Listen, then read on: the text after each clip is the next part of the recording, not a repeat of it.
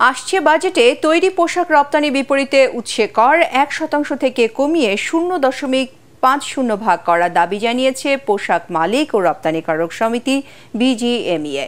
এই সুবিধা আগামী 5 বছর কার্যকর থাকলে বর্তমান সংকটেও কিছুটা স্বস্তিতে থাকবে বলেও জানায় সংগঠনের সভাপতি এস.এম. মান্নান কোচি।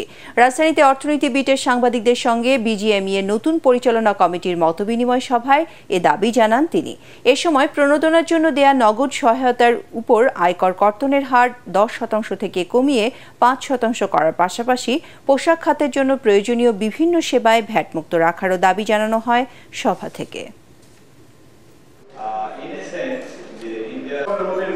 প্রধানমন্ত্রী শেখ হাসিনা অবশ্যই আমাদের এই যে মহামন্দার সময় এই বৈশ্বিক সংকটে অবশ্যই আমাদেরকে এই দেশের অর্থনীতির স্বার্থে, শিল্পের স্বার্থে, এই শ্রমিকের স্বার্থে অবশ্যই আমরা টিকে থাকবো কিভাবে সেই সিদ্ধান্ত উনি যথাযথ গ্রহণ করবেন।